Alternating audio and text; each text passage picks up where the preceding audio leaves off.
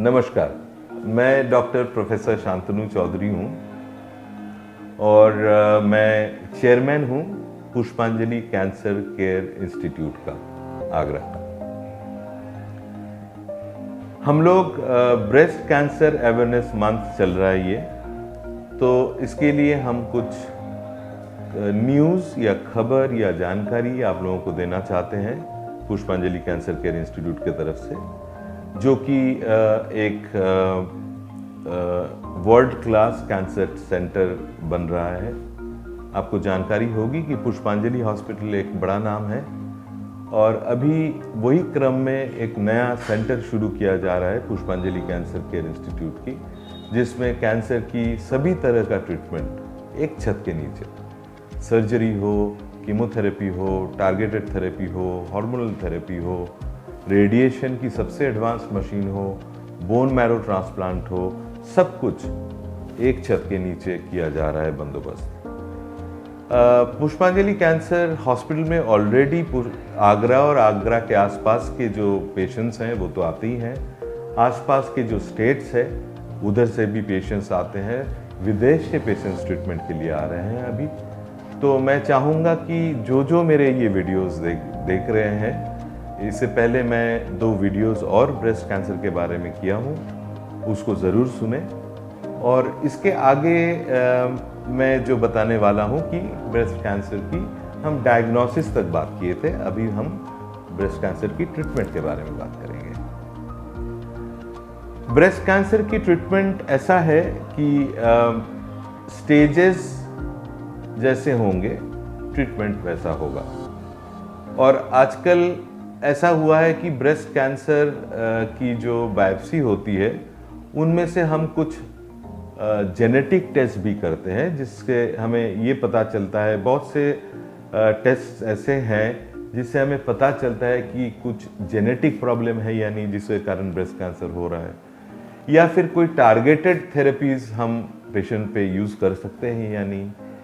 पहले क्या था, कीमोथेरेपी के यूज़ बहुत ज़्यादा होता था, अभी भी होता है, लेकिन उसके साथ साथ कुछ टारगेटेड थेरेपीज भी आज हम यूज़ कर रहे हैं, जिसमें साइड इफ़ेक्ट्स काफ़ी कम होते हैं और क्योर रेट भी बहुत बढ़ गया है पहले से। ब्रेस्ट कैंसर के हमारे पास 10 साल, 15 साल, 20 साल के फॉलोअप्स के पेशेंट्स आते हैं अभी भी, और ये सब पेशेंट्स लड़े हैं हमारे साथ मिलके और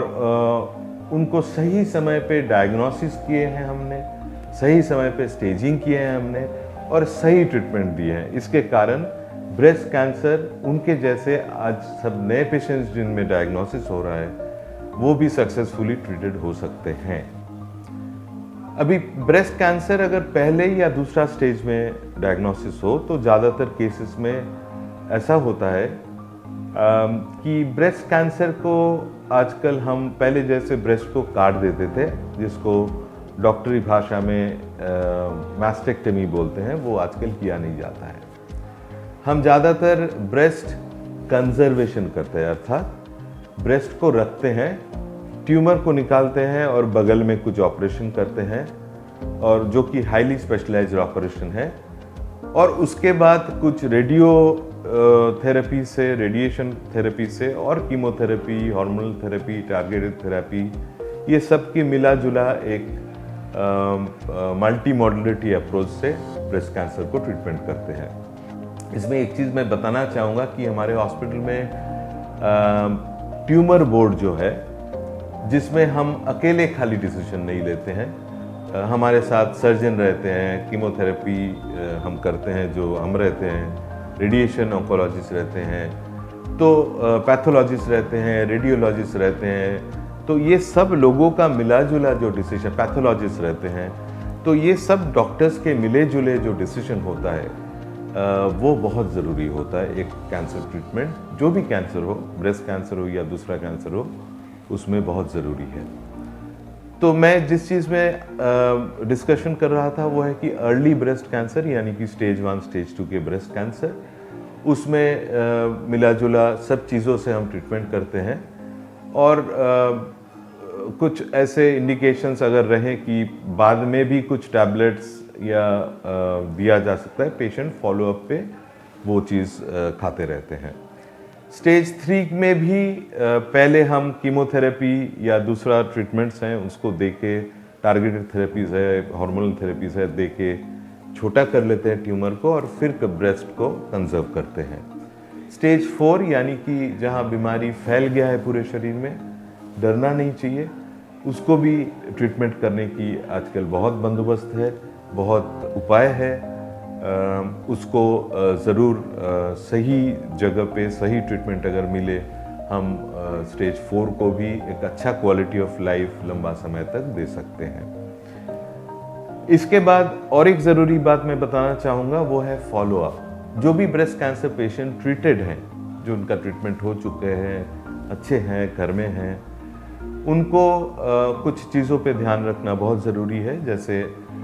ऑपरेटेड साइट की हाथ की एक्सरसाइजेस, कंधे की एक्सरसाइजेस, हाथ के कुछ रक्षणाबेक्षण करना पड़ता है, कुछ चीज़ ख्याल रखना पड़ता है कि उसमें कट ना हो, उसमें कुछ सुई चुभे नहीं। ऐसे बहुत सी चीज़ें हैं जिसका प्रिवेंशन या केयरफुली उसको चीज़ को ख्याल रखना पड़ता है। और उसके साथ साथ अगर डॉक्टर आपको कोई टैबलेट वगैरह खाने के लिए, मेंटेनेंस के लिए बोला है, वो भी कितना साल तक लेंगे, उसकी क्या साइड इफ़ेक्ट्स हैं, उसका रेगुलर चेकअप पे क्या क्या देखना पड़ता है, ये बहुत ज़रूरी चीज़ें हैं। क्योंकि वो सब टैबलेट्स साइड इफ़ेक्ट्स तो बड़ा नहीं होता है, पर कुछ चीज़ें हैं जैसे हड्डी नरम हो जाता है थोड़ा, किस टैबलेट में बच्चेदानी में कुछ रिएक्शंस होते हैं। तो ये सब चीज़ रेगुलर बेसिस पे फॉलोअप पे रहना बहुत ज़रूरी है, ताकि अगर कुछ कहीं तकलीफ़ हुआ तो हम शुरू में उसको समझ लें और उसका सही ट्रीटमेंट करें। ब्रेस्ट कैंसर अवेयरनेस मंथ की